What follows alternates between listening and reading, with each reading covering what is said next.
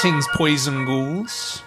This is the Lament Configuration. My name is Greg Knox. If you have not done so already, whether you're listening to us on Amazon, on Apple, on Spotify, or on YouTube, please subscribe and like us so that we can rise up the algorithm like a rising tide lifts all ships. I am joined, as always, by Fend. Hello, Greg. I am back again, the resident unalive scribe, as we have dubbed me now.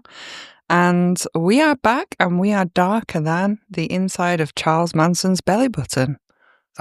Yeah, not quite the inside of a whale. That was my favourite one that you ever did, but it's still pretty dark nonetheless. Yeah, and we've got another offering for your ears this episode again. We're back on the old slasher material, I believe. Yes, so as Rhea said, we are here with more slashers from 1981 specifically.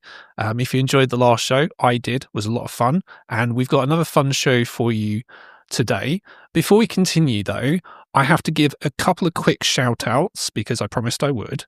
So on the way back from recording our last episode, there was a group of Crystal Palace fans who randomly started talking to me. And one of them in particular, I told her about the podcast and she promised she'd listen. So Kelly from the train, if you are listening, hello. You better be Kelly from the train. Hello, Kelly from the train. You better be listening, or, you know, if you're not, then I hope Crystal Palace get relegated. I also want to give a quick shout out to Kyle Ferguson. He's a guy who has been listening to us for quite a while, and I see him on Twitter, X. And really appreciate all the kind of hours you spent listening to us over the years, from the last time and now as well. So hi, Kyle. Hope you're enjoying the show.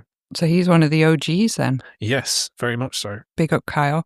I'll do a couple of shout outs as well. So Steve Kerr, my friend who, well, he watches more films than we do. He's probably one of the people I know that watches the most films. Oh, wow. And he listens to us as well. So hi, Steve. Hi, Steve. It's not a competition, Steve. Come on. It just comes naturally to him, you know, he's not even competitive about it. But and also our good friend Tom Dennett Cook, who I consistently see liking all of our things on social media, and he still listens to the podcast. So thank you, Tom Dennett Cook. Also want to give a shout out to Greg's mustache, which has just appeared. Yeah, I was inspired by one of the films that we're going to talk about on the show today. So have a look out for that on the socials. Hi, Tom, as well. It's been too long, mate. Need to catch up soon. On a slightly less happy note, quite a few famous people have passed away since the last time that we recorded. So Robert Redford passed away, Diane Keaton passed away, Ace Frehley passed away, the bass player of Limp Bizkit passed away today as we were recording. Very sad. But there was one person in particular who passed away in the last week or so that Rhea wanted to mention. So go ahead. Yeah, just wanted to say rest in peace to Drew Struzan, an absolute legend in the arts and particularly, you know, film poster world, and an idol of mine and probably many, many other artists. But yeah, what a loss. Listeners will know his work from posters for Star Wars, Back to the Future, and many, many other titles, especially The Thing. I love that poster. And yeah, what a sad loss and what a talent. Yeah, very iconic posters. Very rest in peace to his loved ones. Absolutely. Yeah, as an artist and graphic designer myself, I've always looked up to him. So yeah, definitely something to mention. It's very poignant. Not to move on too fast, but on a more happier note, we have been to London Film Festival very recently. So anyone who listened to the show back in the day will know that we covered London Film Festival on its own show because we used to watch that many films. But for different reasons, we did not watch as many, but we did manage to watch a couple of horror films this time around together. Yeah. One of which is The Vial, which is a horror film from the UAE, I believe. Yeah. And we saw that. We're not going to talk about that one because it wasn't really our bag. But another film that we watched that we did want to talk about is a film called Honey Bunch, which I believe is Canadian. Yeah, that was super interesting. I managed to catch that at the Prince Charles Cinema. Did you see it at the Prince Charles? No. So I saw it at BFI South Bank. Ah, nice. Yeah, I do love the Prince Charles, and I saw a Q&A with the directors, producer, and actors there as well, which was really awesome. So the story of Honey Bunch is kind of similar to A Cure for Wellness, sort of, because you've got a couple. The wife has been in a car accident, and she is going through physiotherapy, I guess. Yeah, some kind of recovery from a coma. Yeah, and strange things happen, and we'll leave it at that in terms of a synopsis. What did you think of this one? Because we didn't watch this together. Yeah, so it was really interesting. I guess I kind of got a bit lost through it. That's easily done because it's a bit of a fever dream sort of film. It's quite a nice 70s aesthetic that I liked about it. Yeah, that reminds me. So it did remind me of a couple of films from the 70s, one of which, whether it's deliberate or not, is a film called Symptoms, which is not about kind of illness or anything like that, despite the title. It's a British film from a Spanish director. It's from 1974, I believe, and it's got that kind of 70s cinematography because it's set in the countryside and it just looks very 70s. It has that look about it, basically. And this had a very similar look, which I thought worked quite well. I agree with you with the narrative because a film like this, you kind of know there's going to be some kind of twist in there where it's like, oh, here's what's really going on. Yeah. And then it was very kind of like muddled until it wasn't muddled. And then they basically told you everything in the space of about 15 minutes. No, this is everything that's going on. And like, oh, okay. Yeah. And it's directed and written by a couple. And yeah, it's super interesting because the film itself is like a commentary on love. And like, I guess kind of how far you would go for love. So it's interesting, but yeah, it was a little bit muddled. I found it difficult to sort of figure out something like what was going on until it got to the end. So yeah, I mean, these are like fairly new filmmakers. This isn't their first film. I think it's like their second or their third film, maybe. So they have the potential to do better. For sure. And Jason Isaacs was there because he stars in the film. And he'd commented that he was really happy to be working on this at the start of their career and their journey in film. And I don't know if it's like their first feature film and they'd done shorts before. It's possibly that's the case. But yeah, it was aesthetically, it was really interesting to watch and unusual. So I only saw those two films. I know, Rhea, you saw more than me. There's a shock. So what else did you see that you just wanted to quickly mention? I booked 5 films for London Film Festival this year, which I do think is the best film festival that we have in the country all year. I love it. So like I say, we saw Honey Bunch and the Vile, and then I additionally saw Good Boy, which is not the dog one that I'm going to mention later, but director Jan Komasa, I think that's how you say his name. I also saw Roofman, the huge Channing Tatum new one that's coming out next week, and Lynn Ramsey's Die My Love. And so I think my favourite 2 of the festival were definitely Good Boy and Die My Love. They were both equally dark and really interesting. Totally different budgets. I mean, the Jan Komasa Good Boy is like very independent, very low budget. I mean, obviously Stephen Graham is in it, and I think he's like A-list cast now. It's taken a while for him to be appreciated that much, but he's absolutely astounding in it. That might even be my favourite film of the whole festival, so I highly recommend that one. But like I said, there are 2 movies that have come out within like a fortnight, both called Good Boy. I like them both, but this one at London Film Festival that has just premiered was amazing, so I highly recommend that. Die My Love is also fantastic. I can't wait for you to watch that. I think you're going to really like it. Okay, well, I'm very much looking forward to watching that one then. Yeah. Yeah, I agree with you. London Film Festival is our biggest and best film festival that takes place. It's over a couple of weeks. I used to take time off work to go and watch it when I used to watch, 15 films in one go. Don't do that anymore these days for different reasons. But yeah, very much worth going if you can get a ticket. Yeah. Getting tickets is really hard. It was hard work this time, eh? Oh, so much effort. God, it's frantic trying to get these tickets. Yeah. What have you been watching around LFF then? So I wanted to quickly talk about the new VHS film. So this one I thought was one of the better VHS films that I've seen. There are two stories that I wanted to kind of call out in particular. So the first one is called Fun Size. It's directed by Casper Kelly, who the name probably won't mean anything, but he did the Too Many Cooks Adult Swim short. For anyone who's seen that, very crazy, kind of deranged kind of thing. And it's got that same sort of energy to it. So very quick synopsis for this one is you've got these two couples, they're going trick-or-treating. They come across this empty house and there's this bucket of candy that says one only. Basically, please only take one. You can probably guess what happens next. They don't take just one, and then lots of really random crazy shit happens to them. It's got a similar sort of vibe to Terrifier, as in it's funny and it's blackly funny as well. Okay. So that one's really fun. I recommend that one. The short film after that is not fun.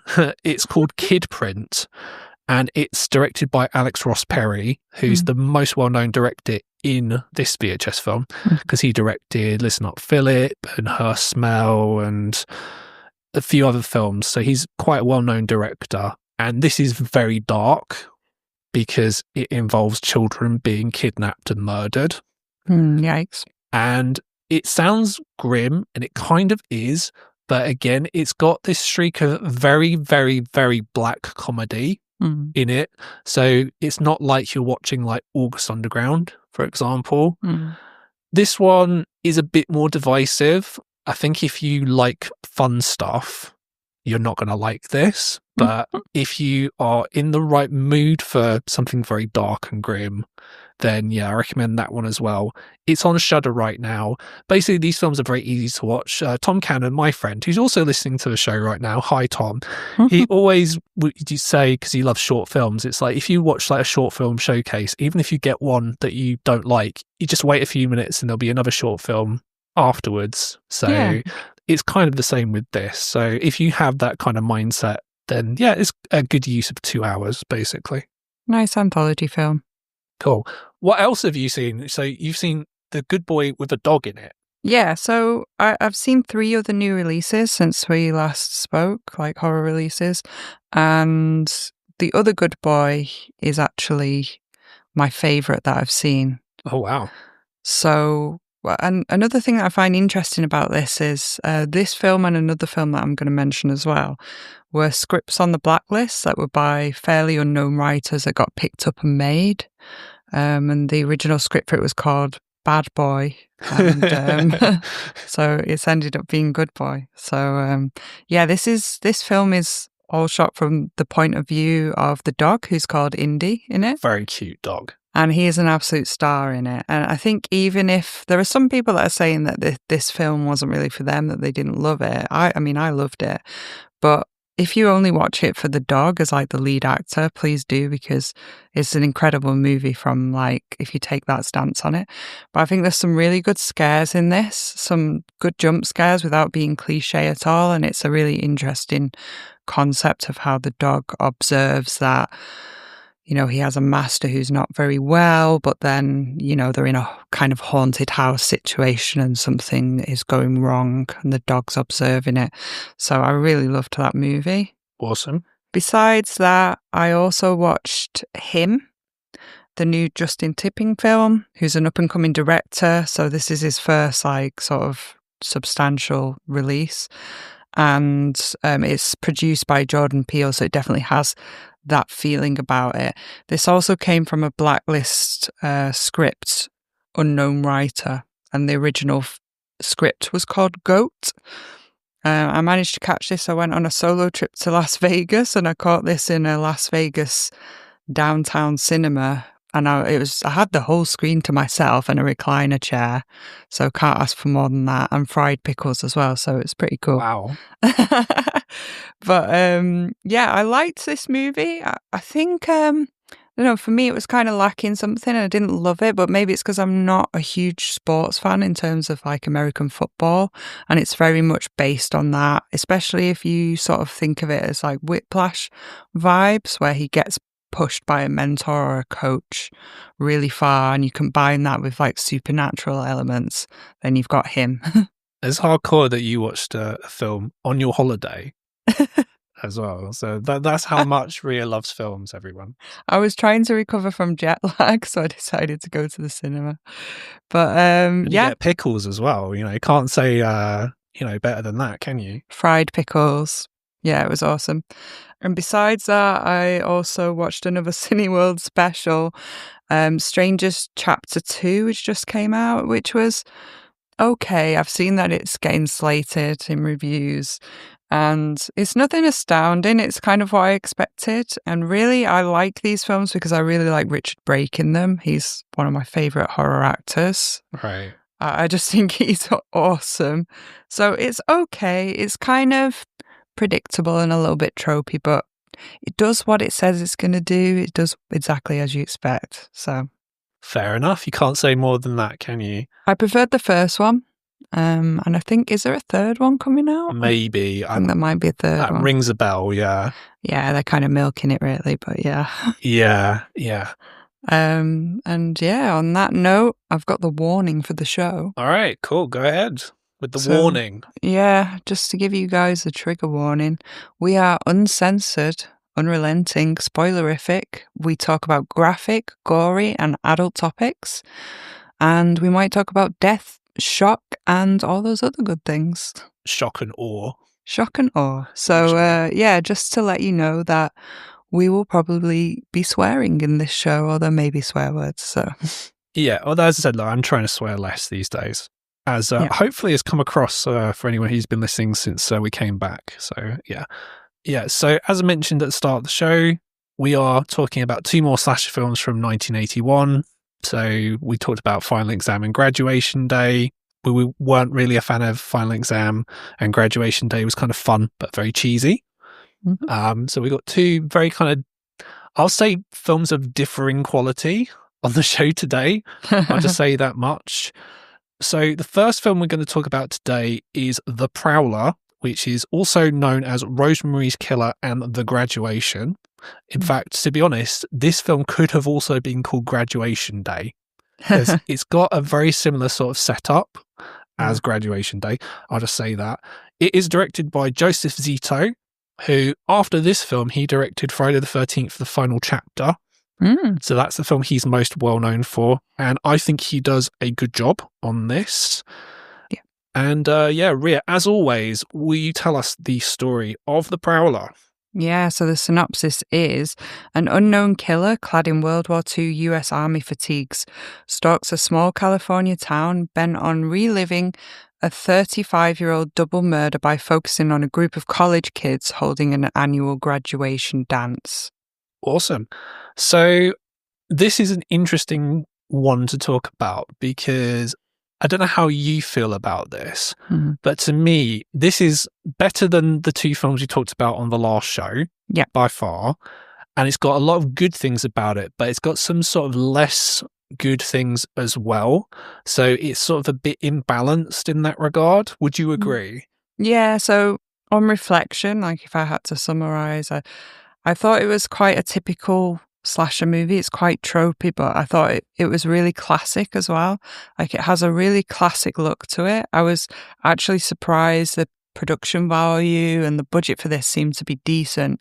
And the best thing about this is that they've got Tom Savini working on it with his special effects, and the special effects are actually pretty awesome. Yeah. Like the deaths are pretty cool. And I guess it's one of Tom Savini's lesser known, like his more hidden films that he's worked on, because I hadn't seen this before. I hadn't heard much about it, and I didn't know that Tom Savini had worked on it. So I was quite impressed, actually. I quite liked this movie. Yeah, so this is a film that when we did our slasher show back in the day, I've mentioned it a few times, episode 20, I really wanted you and Tom to watch this film because it's from the golden age. It's from 1981, as we said. And yeah, it's got the Tom Savini deaths, which are the best thing in it. Yeah. By far. Yeah. I like the direction as well. I like kind of the camera work and the way it looks, particularly in the prologue. Yeah. So I have a question for you. So apart from Halloween, because Halloween does have the best prologue of all of these sort of slasher films from this period, but is this the second best? Yeah, it's actually really cool. I really liked it. Yeah. Yeah, because you've got the kind of World War II-esque footage right at the start of you've got soldiers coming back from the war. Yeah. And then you've got this letter written by Rosemary. Yeah. Sets the whole thing up. Which, to me, I found this a bit kind of harsh because it's like, I can't be bothered to wait for you to come back anymore. I've moved on with my life. Sorry. Yeah. She's met someone else. It's a bit harsh. It is very harsh. It's like, the war wasn't that long. I was quite confused as well when it was black and white at the beginning. I was like, huh? What's going on here? No, have I picked up the wrong Prowler? Because there is another film called The Prowler. It's from 1951. It's a good film. That's what I actually thought. I was like, have I got the wrong one? And then, you've got, it's a very typical kind of slasher prologue where it's set in the past. So it's this graduation dance. And as I said, look, I like the way it looked. I like the mise en scène, as they would say. Just the way it feels very 1945-ish. Yeah, I mean, I'm biased because I really love vintage and like 40s and 50s era and films. And I absolutely love that 1945 graduation ball. I loved the music. They've got Glenn Miller going on there, the swing band, which I loved. And I loved the language. There was this American soldier in it that's taking his girlfriend to the dance, and he says, "Well, I'll be dogged." So, yeah, I'm generally just going to be talking like an American soldier for the rest of the podcast because that was awesome. But gosh darn it. Gosh darn it. But yeah, the cars, the costumes, the whole like setting, it really takes a lot to pull that together as well, which is why I was impressed with the budget. Yeah. And as I said, look, the deaths aside, this is the best thing in the film. Unfortunately, with a lot of these sort of slasher films, the opening parts are usually the best thing, which is not good, I'll say. And this is sort of similar, although this has got an awesome death involving a pitchfork right at the end. So he really loves that pitchfork in this movie. Yeah. So anyone who listened to our show where we talked about the Slayer will remember that there is a pitchfork death in the Slayer that kind of I was taken by, I'll just say that much, to the point where whenever a pitchfork was used to kill people in other films, I say, well, it's not as good as the pitchfork death in the Slayer.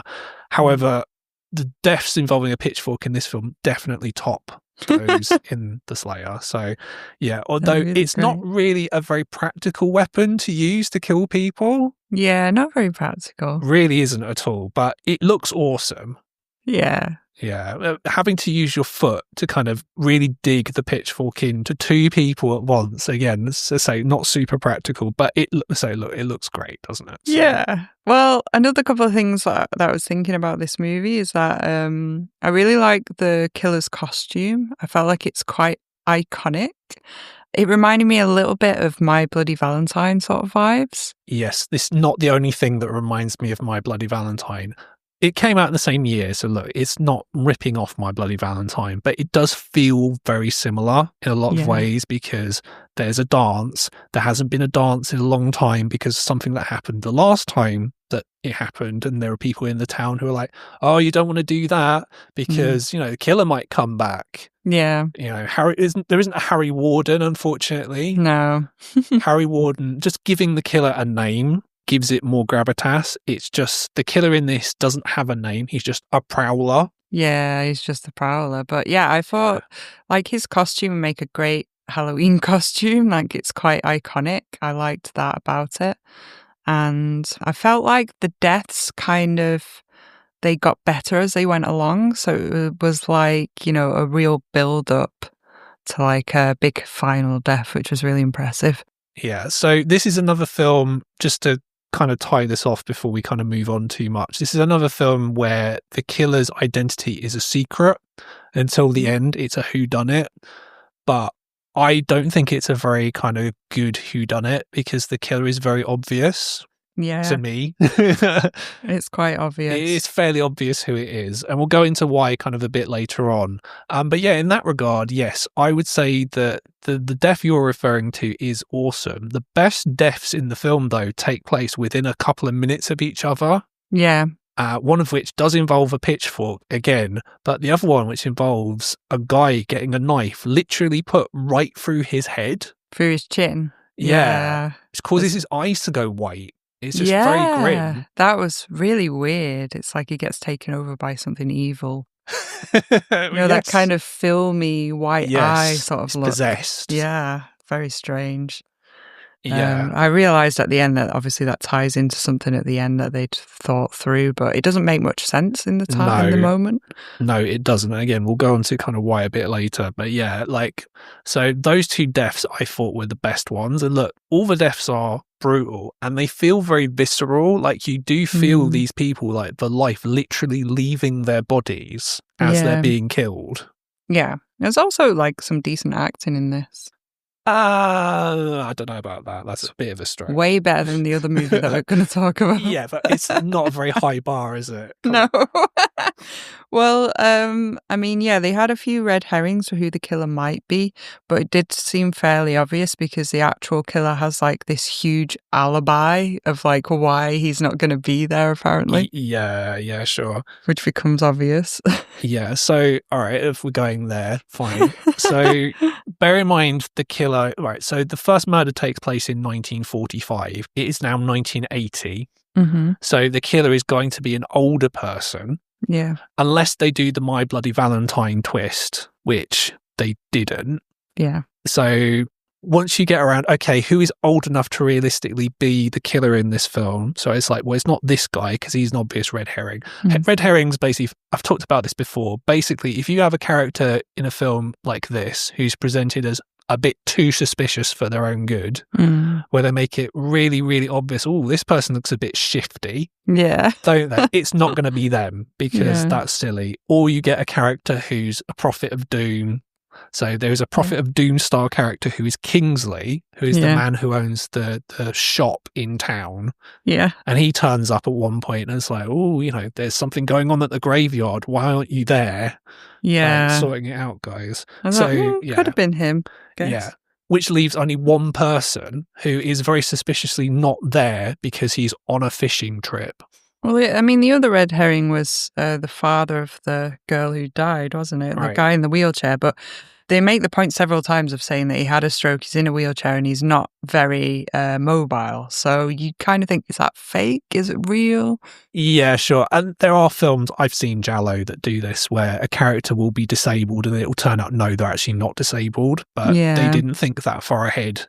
Yeah, it definitely went through my mind, like it could be him, but seems unlikely. So the actor who plays that guy, so that's Major Chatham, is Lawrence Tierney, who, if you've seen Reservoir Dogs, he's in that film. And he's only in this film in 2 shots. So I don't know if he wasn't available very much. But yeah, literally he's in one scene where he's just looking through a window.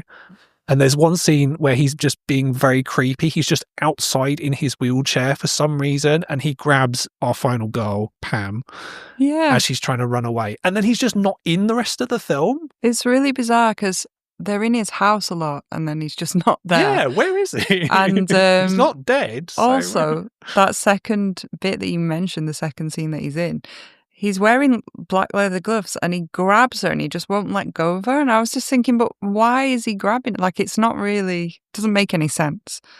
Yeah, there's a few things that don't make sense. So like, also the fact that the girl who died at the beginning, that this was all kind of because of, she had 2 names, and then you sort of find out later that her middle name was Rosemary and that they called her Rose. And then that's the whole symbolism of this rose thing, that the killer puts the rose on the dead body after he's killed them, which just felt a bit contrived to me. Like, yes, symbolic, but I don't think I wanted to have it explained to me in that way, where it's like hitting you over the head with like the reason for it. I would have been happy with it just being a thing that the killer does, because it's, I guess, like a prom style dance where couples go. Yeah.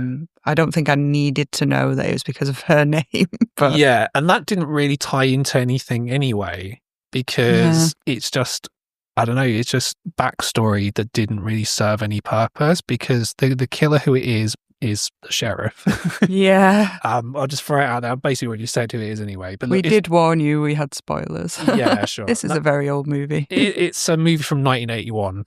So, yeah, it's it's nearly 45 years old. It's older than both of us. So, yeah, and FYI, if you already know who the killer is in it, it's still a fun watch, because I sort of knew before I watched it anyway, by accidentally looking at something online, but still had a great time watching this, to be honest. Yeah, no, me too. Yeah, I'd seen this before and I knew what was going on, but still, yeah, it's a fun one. The sheriff, by the way, is played by Farley Granger, who's most well known for being in Rope and Strangers on a Train by Alfred Hitchcock. He's also appeared in a lot of Italian sort of exploitation-y films in the 70s, so he'd been around a lot.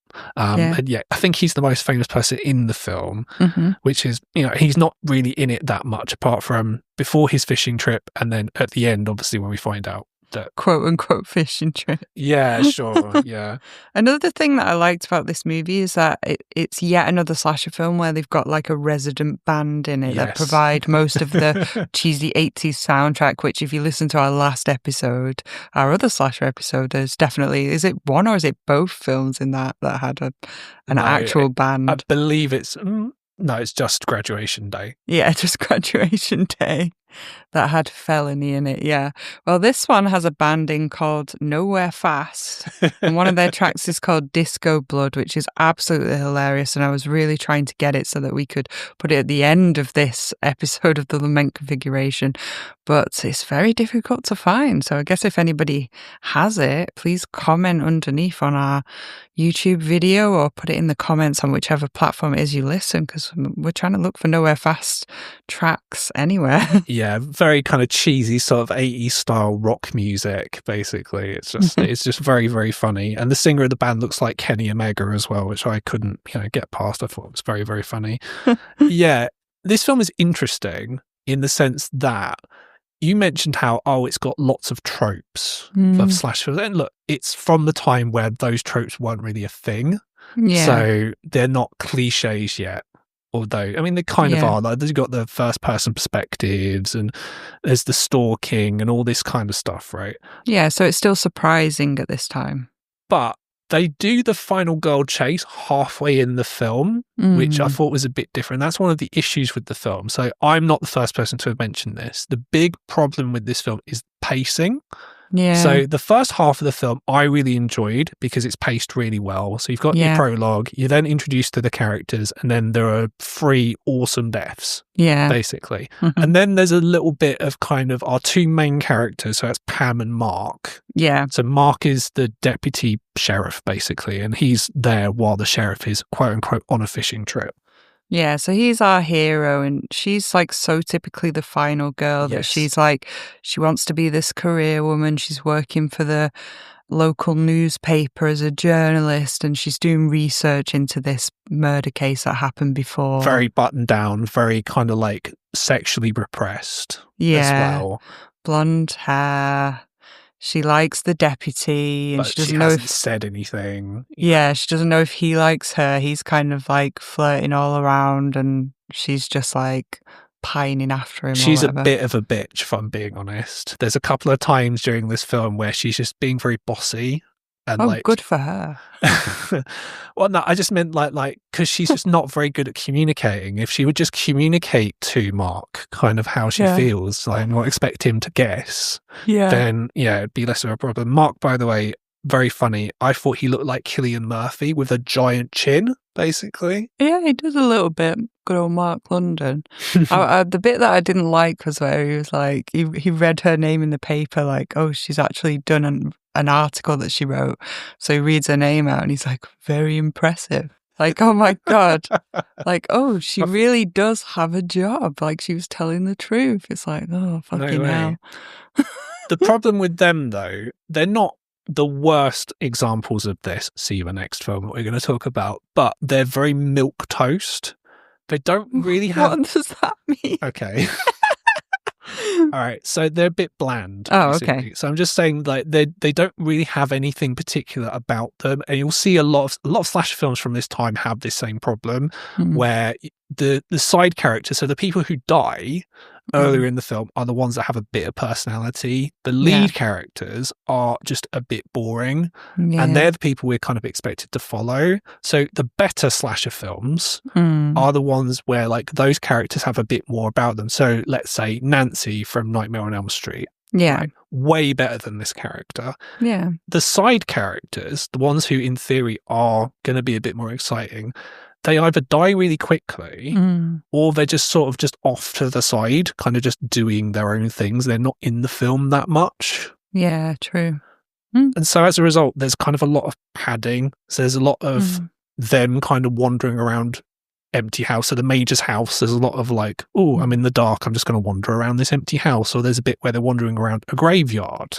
Yeah. Or she's getting all Nancy Drew, which I think is really typically tropey as well. She's like, I'm a journalist, I'm going to solve this mystery with the deputy sheriff.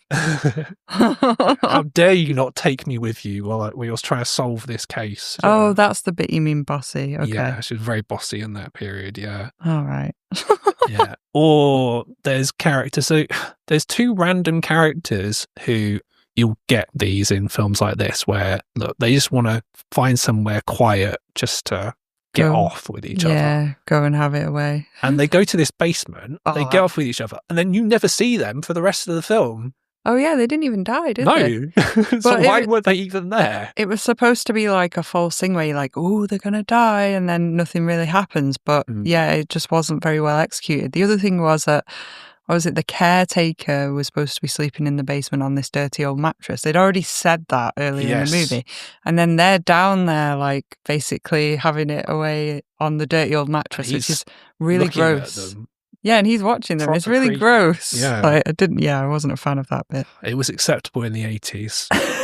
So look, I just wasn't a bigger fan of the second half of the film. The worst part of the film, by far, and this does tie into the sheriff, because there's a point where Mark calls where he's meant to be staying, and this fat guy who's on reception, basically drinking a few small beers, basically, he just can't be bothered to get up.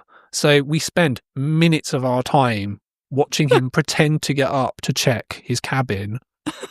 I'm just like, okay. And like, it turns out, like, all right, it does tie into him being the killer because, look, he's not there, obviously. Or maybe he obviously never checked in, right? Yeah. But still, it's very pointless. Yeah, that bit was kind of pointless. I thought he was one of those sort of comedy relief sort of roles. That's what he's meant to be, yeah. It's just not that funny. No, not really. I didn't hate that part as much as some of the kind of dead time that was spent like looking around. But like on the flip side, there were some parts that were genuinely quite suspenseful and creepy, which I really liked. The sort of mounting suspense and the waiting for the prowler to jump out. And I thought that was really well executed. So there was some quality in that, which I think is really classic, like I say, classic 80s slasher vibes and really worth seeing. Yeah, sure. I mean, just to sort of tie this one off, I was thinking about this sort of, what is this lacking to put it in the level of, let's say, My Bloody Valentine or The Burning or The Funhouse or like the better slasher films from this period that we've seen. Yeah. I would say the killer's got a good look, but he doesn't really have an identity other than he's just some dude in like army gear. Yeah. Basically. Quite creepy. Yeah. Yeah, but he's not Harry Warden or Cropsey. Yeah. Yeah. So, just not quite as good as those. Yeah. I get what you mean. Yeah. And although, comparing this to The Funhouse, although, it's well directed. I think Joseph Zito, I didn't fully appreciate sort of how well directed this film is because it's not very flashy, but it's very good, I think. Yeah, it is very good, yeah. But even compared to, like, say, The Funhouse, Toby Hooper does a great job of directing that very economically, trying to get that word out. There's a couple of really good shots in that film and the pacing is better because it saves a lot of the kind of, exciting stuff for the end. So it's not quite as good as that. And Burning has a better villain, but the side characters have more personality in The Burning. So the main characters in The Burning don't have a lot of personality, but you have people like Jason Alexander's character or Glazer or just the other kids who are just being kids, basically horny and just mucking around, basically. And you don't really have that in this. They're just kind of there, not in the film enough for me. But I mean, I enjoyed The Prowler. Yeah. But it's not top tier sort of slash film from this period. It's worth watching for the deaths because they're awesome, as we said. And definitely if you've seen like most of the slashers and you sort of run out of like old 80s ones to watch, this is a good one because I hadn't seen this before. So and it's got an exploding head at the end. Yeah, I mean, that was my favourite death along with the pool one. I really liked Yeah, both the of those. pool death, so that's a character called Lisa, who is one of Pam's friends. Yeah. She's the one that's a bit more outgoing. Yeah. She's kind of painted as the, let's just say, bit of a slutty one. So Yeah. she doesn't have a boyfriend. I don't think that guy at the ball is her boyfriend. But yeah, she flashes the major out the window, and she's flirting with Mark, and Pam doesn't approve of this, obviously. All of this is to excuse the fact that, like, when she dies, she deserves it or whatever. But as they did in back a then, swimming pool, just punishment. in her underwear as well when she dies, which was, a choice. Yeah. I thought it was like white swimwear, like Bond girl style, because it did remind me of like a Bond girl little style. bit. Yeah, sure. It could be swimwear, I suppose, as well. It was again a bit random. Yeah, but yeah, on that note, I have the kill count. Yes. So it's 8 for this movie, which is actually not as many as the next one we're going to talk about. So this is the lower of the two. But yeah, some really great deaths in there. The first two were like the 1940s ones, were both with a pitchfork. Roy and Francis, who is Francis's Rose, is Rosemary. And then, like you mentioned before, Carl, who's stabbed through the head and out of his chin with a bayonet. So it's a huge knife, which is really cool. Sherry with the pitchfork through the stomach. Lisa, that's my second favourite death, a bayonet knife to the throat in the pool. And then Miss Allison, the teacher, dies. She's stabbed in the neck with the bayonet. Otto gets shot in the chest, which blows up with the shotgun.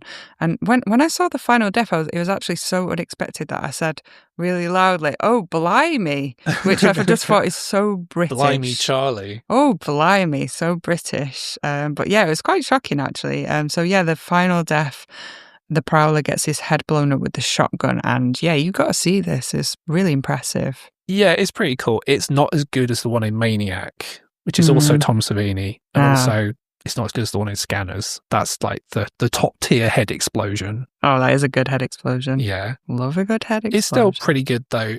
And then it kind of spoils it because I think the ending's a bit rubbish. It's just... Yeah. What they're trying to do is they're trying to do the Carrie kind of like shock ending thing, but it doesn't make any sense. No, it doesn't make any sense. I mean, initially when they were coming into that scene, I thought, oh, that's actually a good point. Like, no one ever found the girl in the shower. No one ever discovered her because she went up there, and the whole time you're thinking she's going to discover her. Wasting water, honestly. Yeah, all that running water for like, 6 hours or something? Longer than that. But yeah, so I thought that was quite clever, actually, because I just thought she was going to find the body of the girl and just, be horrified, and that would be the end of the film. But it tries to do this whole, I guess, supernatural thing where she imagined that the other dead body grabbed her and all this. You got to see it anyway. See it for yourselves. No, it's just a bit ropey. I'll say it's just one of these things. I think they tried to like copy Friday the 13th. It is I said earlier, it's copying Carrie, but it's really the whole Friday the 13th trope where you've got to have some kind of random jump scare at the end of your film. So yeah, that's sort of a bit of a bum note to end it on. But as I said, look, overall, it's a pretty good film. I've seen much worse slasher films. Yeah. So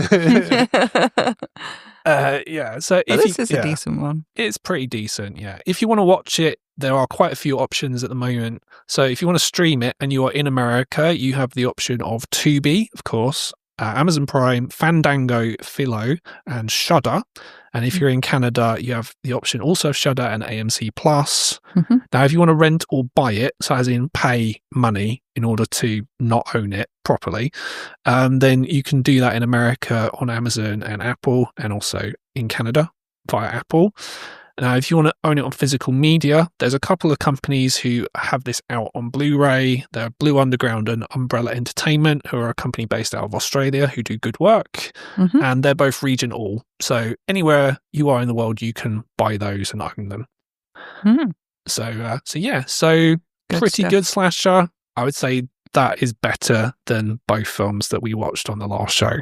Let's just put it that way. Agree. Yeah. I enjoyed it.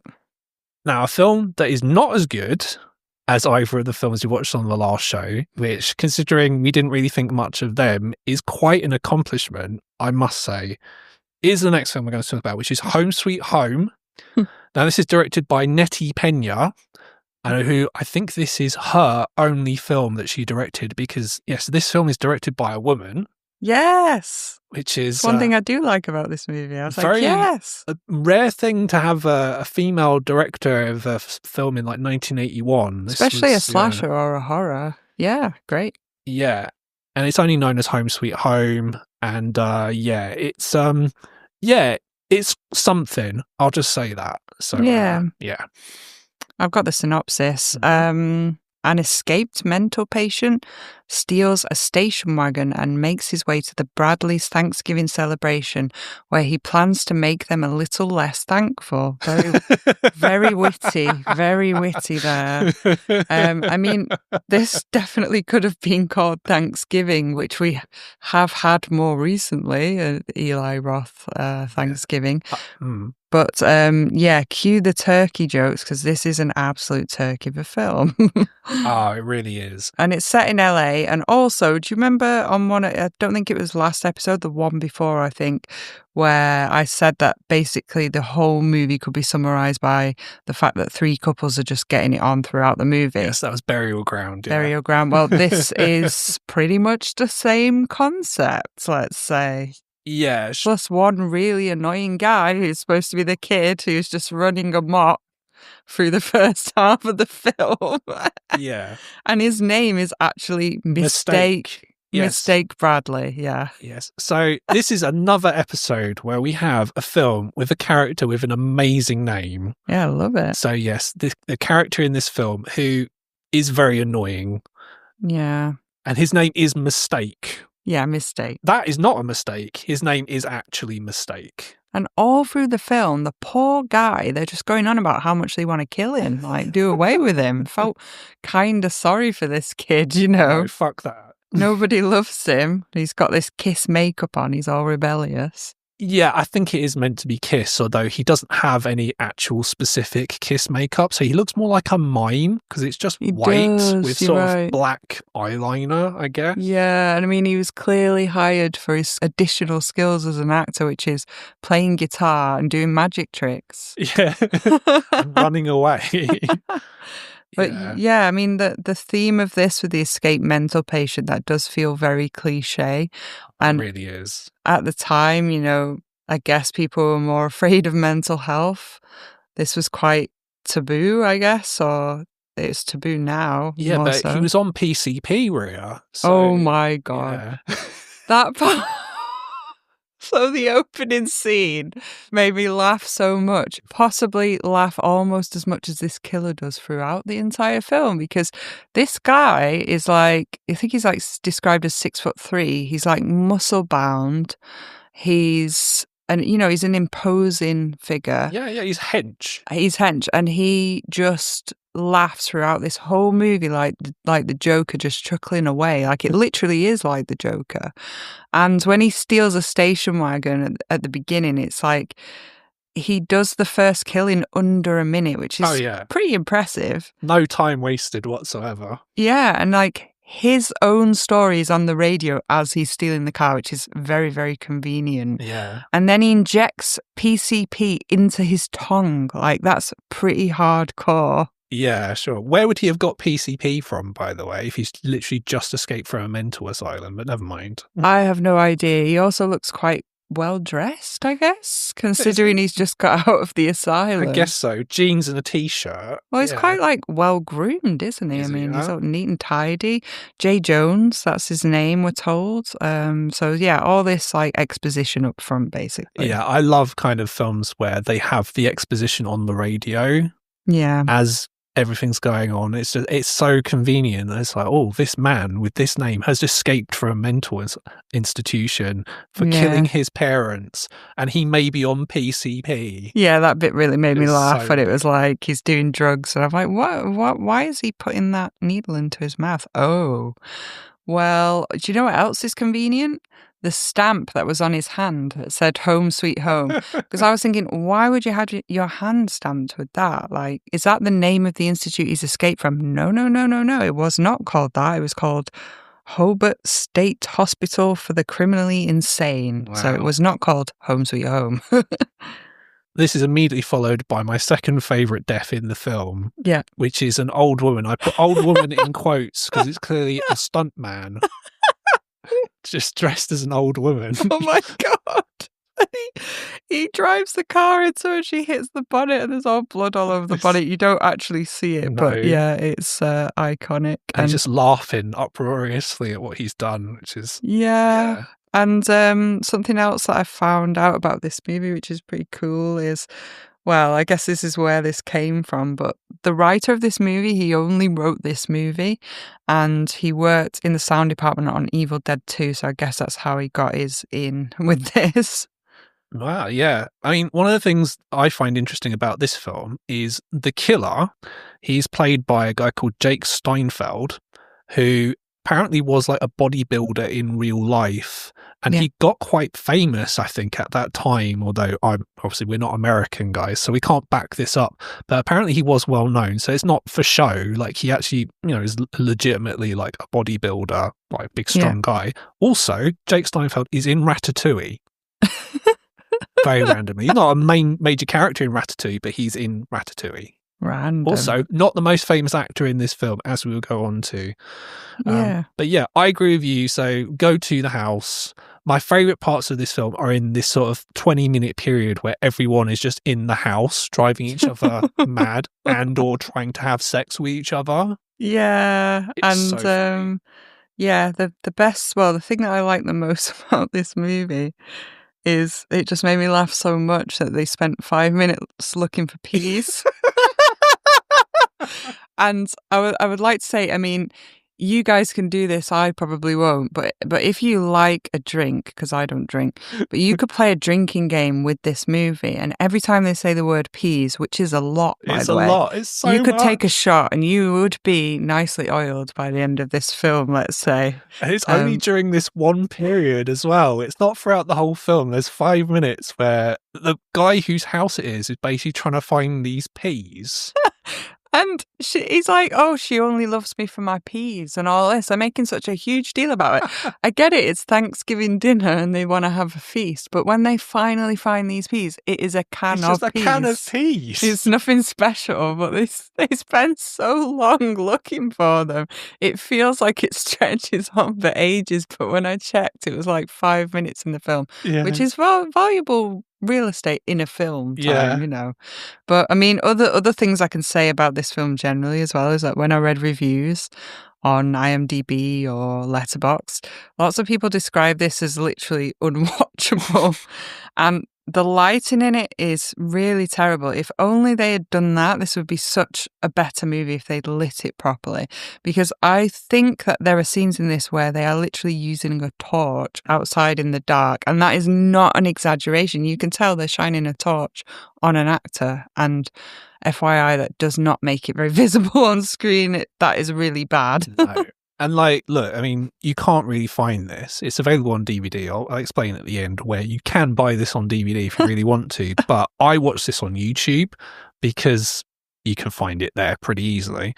And because it's not been remastered or anything like that, the scenes in the dark are basically unwatchable. You can't tell what's going on a lot of the time. You just have to go by what you can hear, which when you've got people running away from a PCP killer or whatever, it's just, just lots of that type of thing going on. I got to say, so the peas stuff is amazing. One thing about that, what I love is, so it's Thanksgiving. Now, there is more food than this, but the only thing they mention is the turkey, the peas, and salad. Yeah. So that is not a great Thanksgiving meal. Well, except that's absolutely correct up until they get to the part where that annoying kid, Mistake, decides he's going to serve up food to that Latino woman really messily. And then he's got sweet potatoes, normal potatoes and cranberry sauce. And he's dropping it on her just for the purpose of her having to then take her clothes off because he's dropped so much food on her. Yeah, sure. But like some of the dialogue in this is just hilariously funny, not just the stuff about peas. So there's an actress in this who I don't know who she even is in the film or why she's there, because she's not with one of the guys. And I don't know if she's meant to be related to someone else or whatever. I don't know. She gave the flattest line readings I've heard in a very, very long time for one of these films. It's not like what she's saying is bad, although it is bad dialogue for the most part. But yeah, she just sounded so flat. It was just ridiculously funny. And there's all this stuff. Is that the lead one, the blonde one? No. Oh. Although she's also very flat as well in her readings, of which she has a lot more. I was really thinking about, and this is towards the end of it really, but the bit where he says, "Oh, I didn't realise you would be such a good mother." Yeah. I can't remember what she responds to it, but she's like agreeing with him, but it's so forced. It's like, oh God. Oh, yeah, cringe. It really is. Cringe. So one of the interesting things about this film is the guy who owns the house, whose name... Now, this is a weird thing. So throughout the film, he's just called Bradley. But in the credits, he's listed as Harold Bradley, and he is called Harold Bradley at one point where there's these random randy policemen who turn up. Oh, yeah. We'll go into this in a sec. But basically, his girlfriend, who's driving this car, refers to him as Harold Bradley, but everyone just calls him Bradley throughout the film. Very bizarre. I found that quite confusing at the beginning when I was trying to note down, well, especially who gets killed and stuff. But yeah, they've also got this kid called Angel Bradley. Yeah. And I know she's a child, and bless her heart, like she's like the worst actress ever. Oh, how like that level of child acting. Did you notice Raggedy Andy doll? Yeah, Raggedy Ann. It's just like there are parts in it where they're trying to coax lines out of her and it's just not happening, and you can tell that they really struggled. Bless her. Although, very interesting fact, she is the most famous actress in this film. Is she? So she is an actress called Vanessa Shaw, who is in Hocus Pocus. Oh, wow. And for horror fans like us, she's in the remake of The Hills Have Eyes. She is the main character in that film. Oh, wow. I actually remember in Hocus Pocus. That's really cool. So, yeah, so this must be like her first role. I think so. I mean, she got there in the end. So, yeah, obviously, look, she got better. She's literally a child. She can barely even speak properly. I know, bless her. Yeah. But what I was going to say, though, as well, is this guy, Harold Bradley, who has the funniest death in the whole film, which we're going to go into in a sec. That guy is played by Don Edmonds, who, if that name doesn't mean anything to you, he is the director of Ilsa She-Wolf of the SS, who produced this film, which maybe explains why it kind of feels like a porn film for like the first half of it. Like, I wrote that down here, actually, that everybody in this film is a pervert. Like, including Mistake, who's supposed to be the kid of this couple, the Bradleys.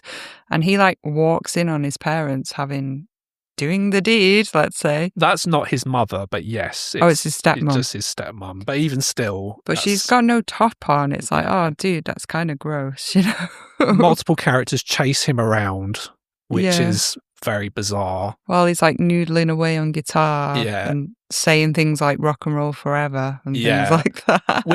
So this is 1981, and like he's basically got an amp on his back, like a backpack, and it sounds very kind of like thin. I didn't even notice that, you know. It's just bizarre. I don't know. It's probably too dark to see the backpack amp, and that's maybe why I didn't notice it. But the other guy with the moustache, I think his name's Wayne. Yeah, he really looks like my uncle, by the way. Very random. But yeah, he has this girlfriend who is this massive Mexican stereotype. Oh, it's really insulting, isn't it? Yeah, you would not be able... Well, it was acceptable in the 80s, apparently, but yes, you would definitely not be able to do that today. In fact, this film, you know, if it was made today, would not be in this form at all in any way whatsoever. Yeah. And that's the most glaring reason for it. Yeah. Yeah, but yeah, the porno 70s tash is actually very cool in this, like you said, like proper Tom Selleck style, which has inspired Greg's facial hair today, which... Yes, it really did, yeah. You can't see, but hopefully comes across in the delivery of today's show. Oh, yeah. Hopefully I'm coming across very kind of 70s porn stashy, sort of, because, Don Edmonds has a porn stash and his character Wayne has one as well. Yeah. So the deaths that we can see, I mentioned this already, this death, Don Edmonds' character Bradley, his death is so funny. It's the funniest death I've seen in a long time. So would you like to explain how he dies? Yeah, well, I mean, I'll get right into the kill count. So it's actually only slightly higher than the first film that we talked about on this episode. It's 9, but I actually thought it was 10, but we'll get into that shortly. But yeah, it turns out to be 9 kills. And like we said, we already mentioned 2, the station wagon driver getting strangled, the old lady who gets hit by the car, and then Bradley, the car bonnet crushes him. Exactly. So Bradley is trying to start this car. Yeah. And like the killer just jumps out of nowhere and literally just on top of this bonnet and just squashes him. Yeah. It looks so funny. It's just really fake, isn't it? It's like I don't even think there's anyone there when he does it in that shot. It's just there's a before shot and an after shot. It looks so ridiculous. So the legs of the actor just sort of go a bit limp, don't they? So funny. And then we've got like, I mean, it all gets too dark after that, so I had to have a bit of assistance with what happened in these kills. So there's 2 deaths that happen. So first of all, there are these pervy cops that appear because these 2 women, they're gone to get wine, come back from buying the wine. They get stopped by these policemen who are being very kind of flirty, but the women kind of like it as well. And one of them, it's the girlfriend of Bradley, talks about wanting to be put into seductive custody. Yeah, and the police, the coppers, what they were saying was cracking me up as well. He was like, "Oh, did you see that chick with the big bazooms?" Yeah. Oh God, so American, so cringe. Oh dear. And then our PCP man sort of kills these 2 women, one of which was fairly entertaining. Yeah, because he like picks her up and throws over his her. head. Yeah. Just chucks her. Very Hulk-like. And another thing that really made me laugh in this movie was when he wasn't laughing, he was making these Hulk-like noises. Or his faces, which is ridiculous gurning faces that he's making as well. Yeah, and he was like, if he was confused, he was like, her? And when he was angry, he's like, her? Like confused. Like Scooby-Doo or something. Yeah. So yeah, that's pretty entertaining when he picks her up and throws her, and then she hits her head on the rock and the blood comes out, and it's like way too dark to see it. And then the second one gets apparently stabbed with a broken bottle, because that's really difficult to see as well. Yeah. And then what we get really is the second half of the film, which is quite boring compared to the first half. Yeah. So I liked the bits of the film where people were just saying really stupid things to each other and all the characters were in one place. Whereas once you're kind of left with 3 characters, so Mistake, unfortunately, he's the next person who dies. Well, after the Latino woman dies. But basically, once they're all gone, you're left with Scott, Jennifer, and Angel, the little girl. And Scott and Jennifer, bless them, I think this is the only film they're ever in. They are incredibly wooden. Yeah. They are just not very interesting to follow, and they've got loads of dialogue. And Scott, I think his dialogue has been dubbed in afterwards, because it sounds very kind of like at a different volume, like it's been ADR'd in really obviously. So I don't know if there was a problem with his dialogue when they did it live. So there must have been a problem with several of their dialogue, because I remembered a bit near the beginning as well, you know, when they're first in the house, there's that other guy there who's like the friend, and he's like, "Oh, I wanted to talk business." Yeah. And there's a bit where his mouth is not moving and they just dub this other thing in at a different volume, and it's so obvious. It's the sort of thing that happens in these types of films. Yeah. Sure. I mean, Mistake's death was actually pretty cool, because obviously he's really annoying, so you're waiting for that to happen. And they used electricity because he has an electric guitar and he's got his amp on his back, and so that's a bit of a tie-in. So that bit wasn't too bad, you know. But yeah, like other than that, it's just a lot of people wandering around in dark houses, just trying to find stuff. It's like, oh, and that's when all the kind of dialogue around kind of like, oh, you would be a really good mother. Yeah. Comes in, and it's just very boring. Very contrived. Hard to see what's going on. Can see my frustration in my notes. I've put, it's so fucking dark, I can't see shit. You'll need to take a picture of that. Yeah, sure. It's just Yeah, and so this part of the film is just not that interesting. All the funny bits are in the first half. And then the end is really disappointing as well, because she's like the final girl, but then there's this really weird bit where he sees her, but he leaves her alone. He doesn't kill her, and she's like passed out. And then it's the next day, and she goes to come outside, and then he jumps out on her on the next morning, and then the police come, and then they shoot him, and then there's more exposition because the police are like, oh, well, there's probably bodies strewn all over this place. Let's have a look. And at the end, of course, he's not dead. He opens his eyes. He's on PCP. Makes you invincible. Yeah, really cheesy ending where he's lay there. You think he's dead, but of course he opens his eyes. And that's why it's not 10 deaths, it's only 9. So I originally wrote down 10 deaths. And yeah, no, it's not. Yeah, so they could have done a sequel to this. Yeah, left it Home Sweet wide Home open. 2. Yeah, ooh. I have to jump on that opportunity. Yeah, I mean, on the whole, it's funny. Yeah. At least for the first half anyway. We had a great time talking about it. This is the sort of film that is really fun to talk about on a show like this. Yeah. And look, the one thing I will say is a lot of films now, they're better made than this by far. They're at least competently made. But a lot of them are just boring and they just kind of come, you watch them, they're not that exciting, and then they just kind of leave your memory straight away. You're like, I saw that. Oh, did I? I forgot I watched this. Yeah. Whereas a film like this, where, yeah, it's bad in a lot of ways, but there's so much weirdness about it. Like Mistake, you've got this random like Latino stereotype, and you've got all these people talking about peas, and like it's the killer, just the killer in and of himself. So at least there's things that are like the very outre that just stand out. So it's like, for any filmmakers or people listening to this who like are maybe interested in writing films, just put wacky shit in your films just to make them stand out. I can't say that always works out. Depends if you do it well or not. Well, even if you don't do it well, it's like, they made this film. And obviously, look, I believe it was easier to make films in those days than it is now. Yeah, for sure. So you could get away with having like a kid in inverted commas, like with white face paint on, just playing guitar and being really annoying, called Mistake, and get away with that. But yeah, I don't know. So that's, I guess, the one thing that I'll leave. That'll be the abiding memory I have of this film. Let's just put it that way. Yeah, it's memorable in a way.